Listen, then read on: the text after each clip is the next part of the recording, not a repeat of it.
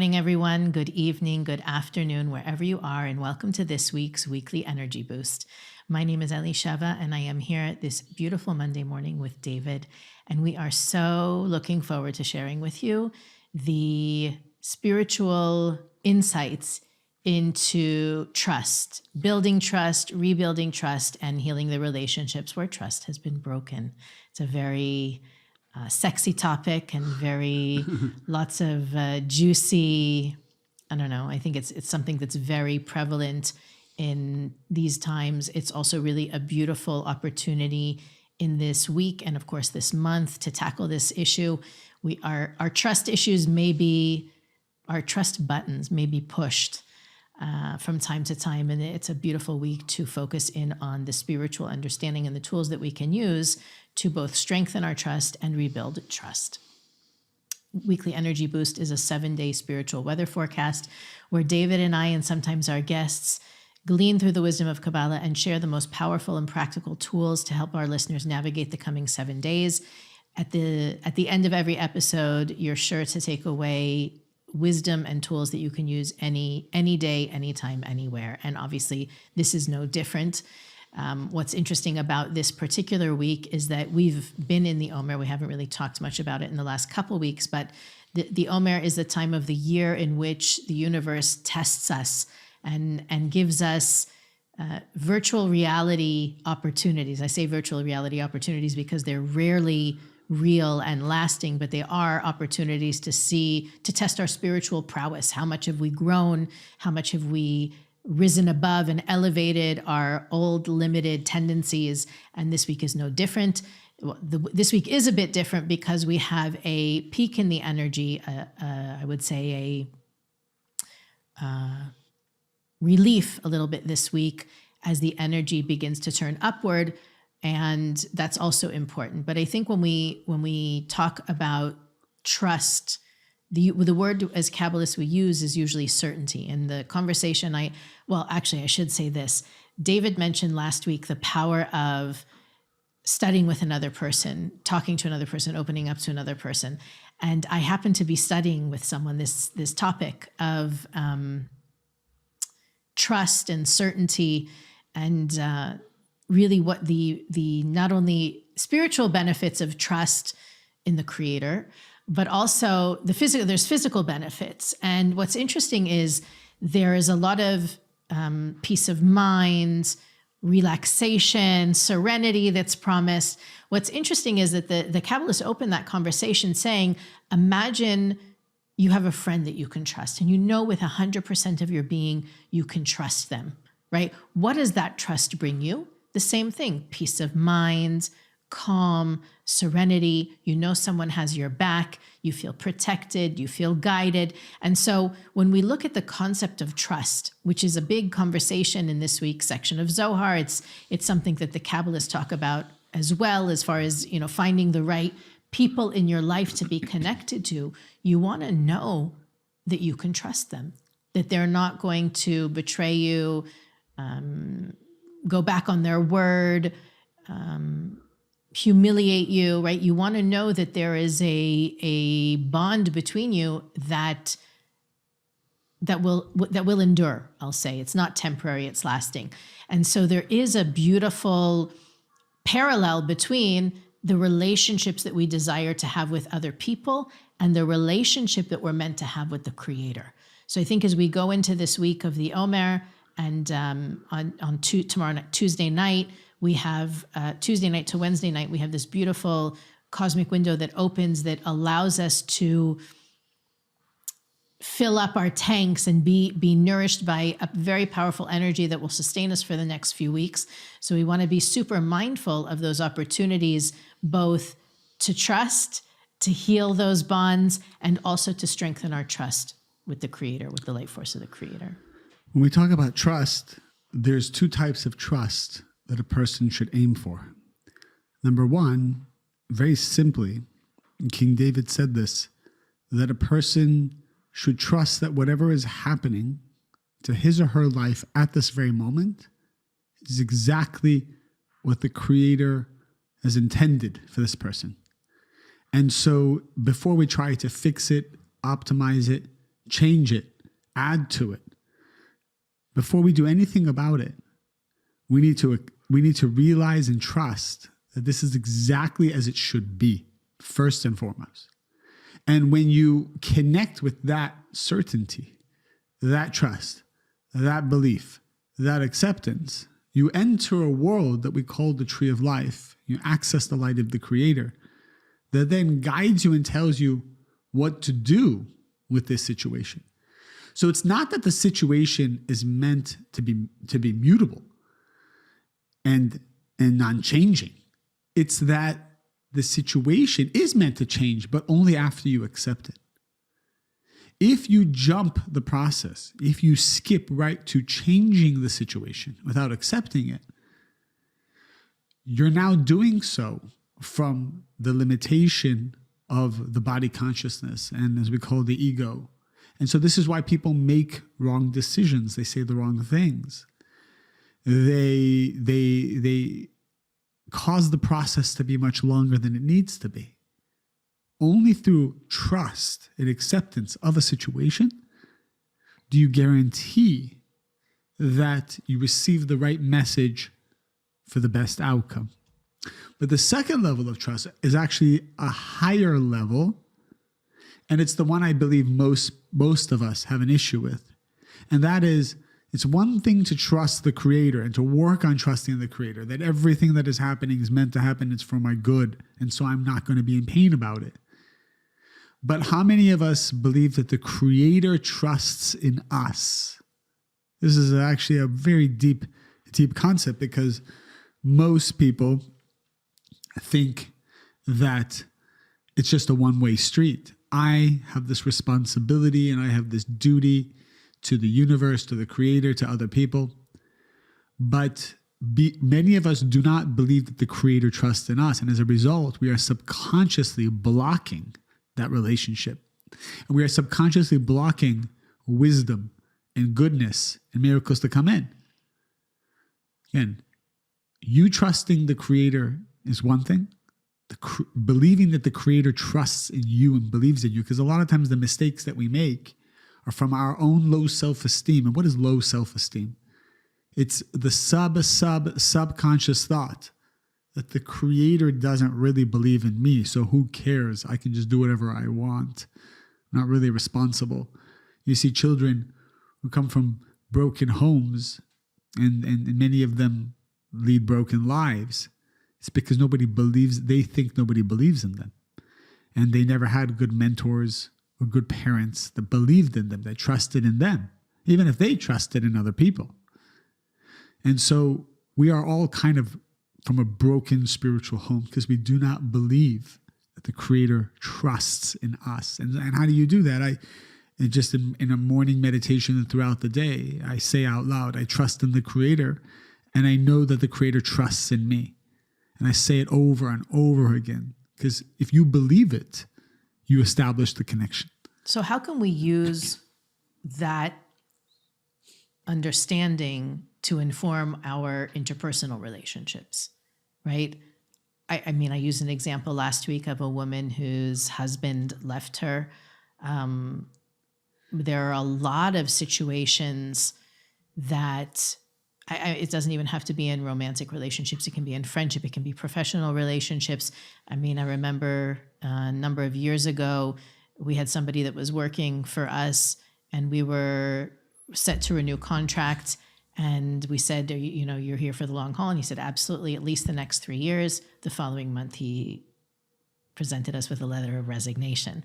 So how do we, now, I mean, that's maybe a less, serious or I know that sometimes, just as another funny example, my kids last year, one of their teachers left in the middle of the year. And that was really hard. It was really hard for them to digest that. Like someone that they had spent time with, felt cared by, could just walk away from them.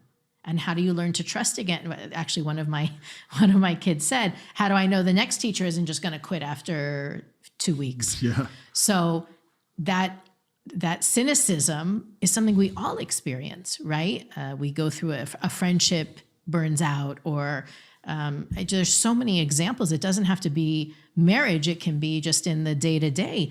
How do we not become cynical and bitter when people are so untrustworthy? Right. Unpredictable and not dependable. Not dependable. I would say that, number one, none of us like having things taken away from us. You know, we enjoy our stuff.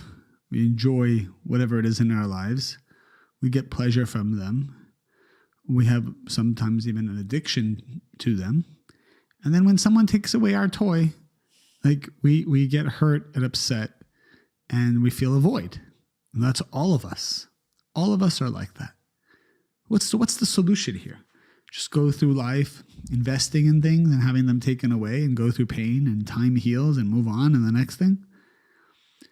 So very much what it has to be, and what Rav Ashlag, from the lineage of great Kabbalists, what he says is that a person must realize that you have to have two relationships. And the only consistent one is the Creator. Every other relationship is going to be inconsistent, but that's okay because you have the consistent one. When you have the consistent relationship, the Creator, which is, the Creator is the only thing in this world that will not disappoint you. King David said, all men, all people will disappoint you, which means that inevitably, yes, this one's going to say something you don't like. This one's going to leave you. This one's going to hurt you. This one's going to cheat on you. Whether it's nefarious, intentional or not, it's going to happen. And it happens actually for a spiritual reason, which is to push us towards the only consistent relationship, which is the Creator. The problem is we get into this negative feedback loop that we invest in people. It works. We enjoy it. And so we think that's what we need to keep doing. And the reason why people leave us is to push us towards developing a relationship with the Creator, the only consistent thing that exists in our lives. That is the most powerful thing you said in 2 hours. In 2 hours. No, really, the idea that I think it's not only with people, when situations disappoint us, when investments go bad, when plans change, all of those disappointments are really there to push us toward having a greater investment in our relationship with the Creator. That's the one thing that doesn't change. And the practice that we experience in having relationships with other human beings, to me, there's two things to remember there. One is that within every single human being, there is a spark of the light force of the Creator. Every single human being, whether we can see it, whether it's shining, whether we feel affinity with it or not, every person on the planet has that goodness within them. And every single person on the planet, as soon as they step into our lives, they become a part of that movie. I was reading an article recently, and they made reference to the movie The Truman Show. Yeah. Right? Old famous old movie, I don't know, maybe 20 years old, where basically Truman's life is a Hollywood production. And back then we were so excited about it because it helped us, for people who saw the movie, as Kabbalah teachers, for people who saw the movie, it helped them understand that that's literally every single person's life, except the universe, the Creator is the production company, and every single person's movie is orchestrated specifically for them. So at some point in the movie, one of the characters asked, like the producer, somebody said behind the scenes, how come he doesn't realize that this is all a production? Like it's all a farce. And they said, I forget exactly the words, but you believe, you choose to see the reality you want to see. And that to me is an important dimension. First of all, remembering that the people who are in our movie for a reason. And if we're experiencing betrayal or abandonment or whatever it is, that too serves a divine purpose. But also if our consciousness determines our reality, what we perceive is what's being created. So if I look at the situation as another proof that I'm unlovable, or nobody wants to be around me, or I can't have a long-term relationship, I am literally creating that reality.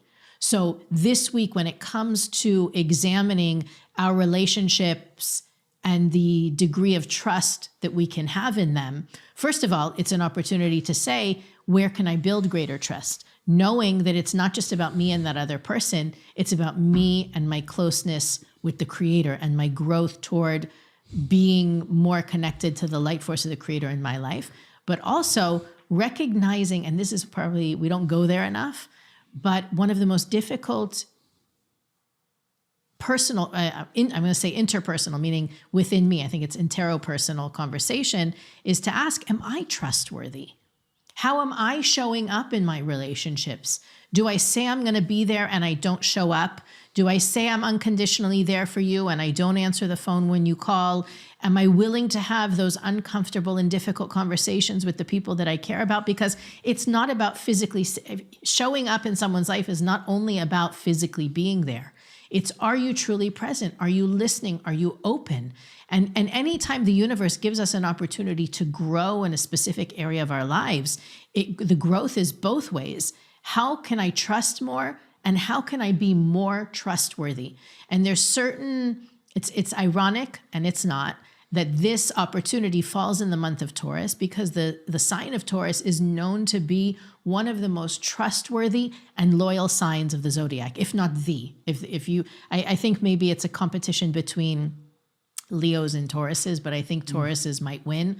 That commitment and dedication is natural for them. They are solid. They are there. I don't know if they want the uncomfortable conversation so much. They're not so comfort huggers. They're not there for the discomfort.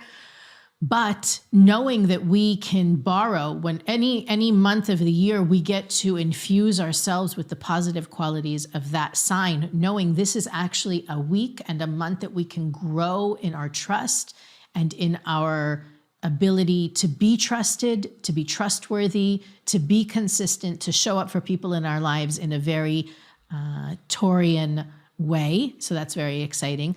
But at the same time, I want to make sure that we're also talking, David, to the people who have been betrayed and who have all the reason in the world not to trust. I gave a good example last week of someone that I knew who was deeply and publicly betrayed, and with time was able to open herself up and open her heart up again. I can tell you in my own experience, I'm not very quick to turn around and trust. I definitely, I need time, and it's almost like to heal.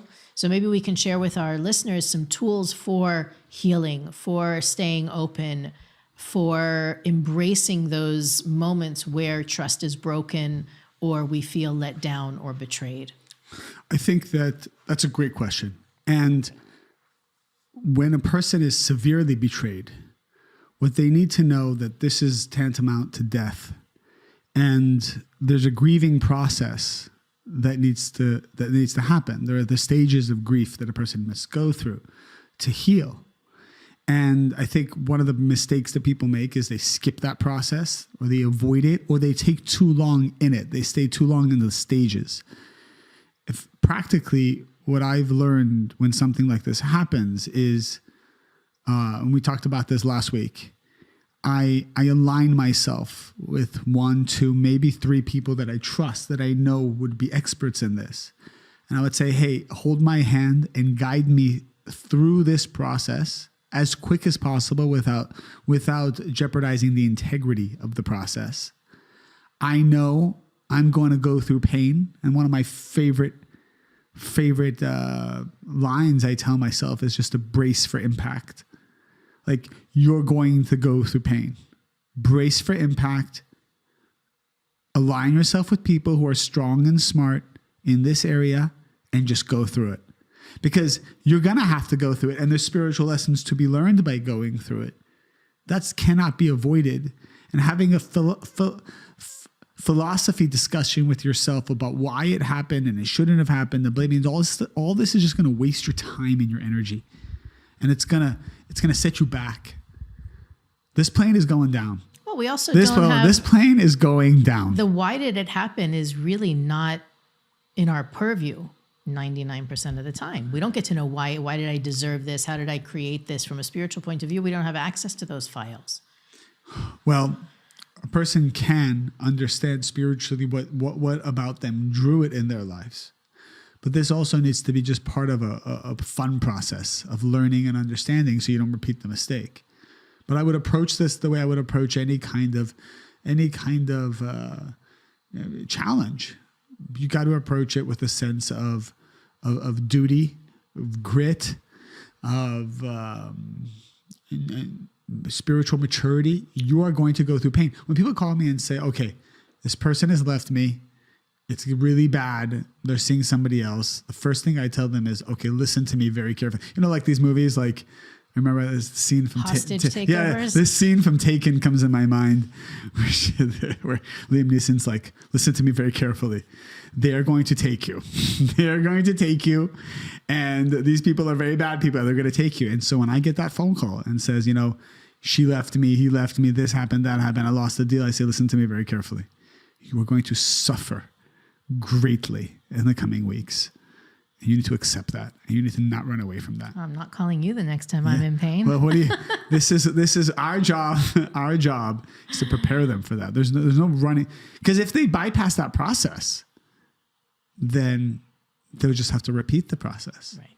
And I think that was part of what I was angling for last week, is that I shared a conversation I had with somebody earlier that week, and she had was blaming herself for choices she made when she was younger.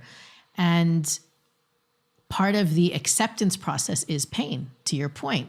It's not going to change if we don't accept where we are or where we were. And that can be painful. I think one of the Kabbalists, I remember reading a quote, something like the most painful thing a person can do is take responsibility for their negativity. That's the thing that we're all busy avoiding, numbing, self-medicating, is the painful process of taking responsibility for needing the challenging situations in our lives. And so I think first and foremost, what David said about, you know, bracing yourself for impact, is that the embracing of it is what speeds up the process, that there is actually a benefit in facing the music, and that is the song is going to be much shorter. What delays and prolongs the process is when we resist it. What did they say?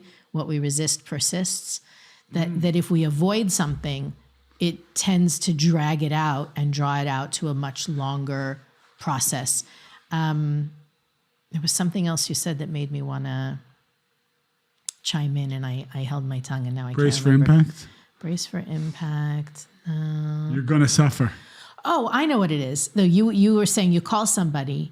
One of the things that I have found is so uber effective in helping us through these difficult processes, especially when it comes to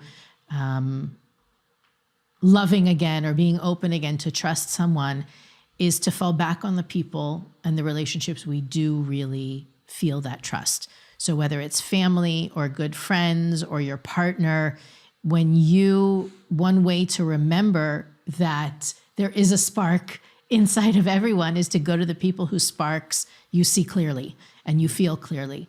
I in my own different struggles, I've had friends who have been there for me, and you know, maybe we don't talk every day or every week, but we are there for each other when things are difficult, and that there really is nothing. In the same way that we know that the Lightforce of the Creator is there for us, to have a human being that is there for us with that degree of consistency is really powerful. And I know that I can do better, but that's really what I try to hold myself to, is wanting to be the type of person that even if we don't talk every single day, that the people who I'm close to know that I will be there no matter what. And I want to draw from that this week as well. Get my level up in my trustworthiness and in the way that I show up for people. David, is there anything you want to share about the energy this week? Lag BaOmer, the Omer, you always have such deep and juicy nuggets for our listeners. Well, I think when this is on Monday. Lag BaOmer is Monday night. Yeah, Monday night. Tonight. So I was going to say that there are windows in time we can take advantage of. If people want to learn more about them, they can obviously go on Kabbalah.com. So there's a plethora of information there. But I'll say that tonight there is a gate that's open for all of us to get a glimpse into our future and to receive a support system from the upper worlds to move through our correction process and any painful situation that we're going through, to receive protection, to receive clarity, to receive strength. And this energy opens up tonight around nightfall and will extend for 25 hours, with the most powerful of it being between midnight and dawn tonight. So it's just something to keep in mind, because this energy does exist, and maybe even to join us live wherever you are in the world listening, to stream with us, to make the connection, because this energy will benefit us greatly for the whole year. I just want to end with a thought or a concept that might help us navigate the coming days and weeks. And by the way, if you're hearing this later in the week and you missed that window in time, know that that window is so powerful that it literally punctures the sack of mud that we've all been carrying these last few weeks, and it really lightens the load, and it begins to, the energy begins to increase as we lead up to another cosmic window we're going to hit in a few weeks, and we'll talk more about that soon, called Shavuot. It's, I think, I actually can't think off the top of my head and don't want to check the calendar. But what I wanted to share as a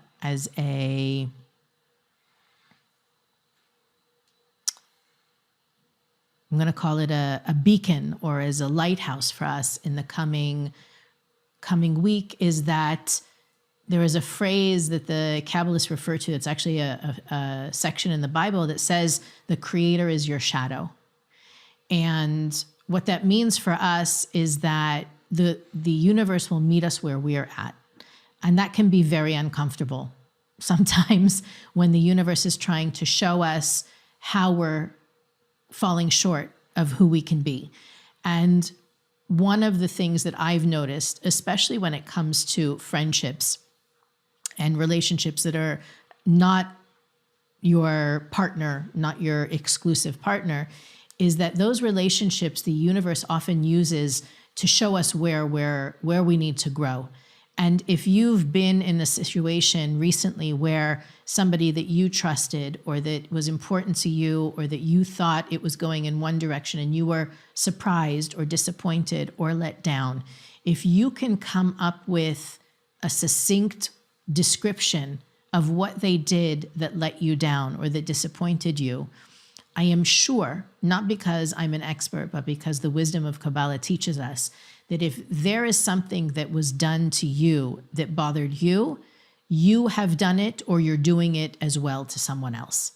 So if you feel like you're being criticized, if you feel like somebody who, you thought it was going well with, now you're getting the cold shoulder, look in your own life for where you're feeling you're getting the cold shoulder, or where you're letting someone else down. And the moment that you recognize it, the moment you get it right, so to speak, and you start to transform that, you don't need the pain and the burden of that painful situation anymore, because the universe uses our relationships to communicate the turns and the detours in our own spiritual journey. So that if you've been working on something and you forget about it and you start to slow down, the universe will give you a hard right to make by a person disappointing you or challenging you or betraying you. And that is one of the most powerful wake-up calls, right? It's not a healing crisis. It's not life or death. It's an emotional struggle, but sometimes those emotional struggles are the best ones to go through, because you get to decide how much damage actually happens. You get to decide the wreckage based on how it leaves you, and how you get to choose if you're destroyed by it or if you grow by it. So hopefully, not only this week, but in these remaining 2.5, 3 weeks that we have left of the Omer, we will use those opportunities, those buttons that get pushed, to grow and to transform, rather than to feel betrayed or disappointed or defeated. Weekly Energy Boost is available on all podcast platforms, YouTube, Facebook, and Instagram. You can also find us. We have a website, weeklyenergyboost.com, where we often share different links and ideas and books, people that we want our listeners to learn about. You can also click the donate button at weeklyenergyboost.com to support our podcast. And as always, please continue to like, rate, review, and share. If you haven't reviewed the podcast, please do that. It helps us get in front of more devices and faces and, of course, ears and hearts and souls. So we thank you for continuing to share and support us. And we'll see you next week on the Weekly Energy Boost.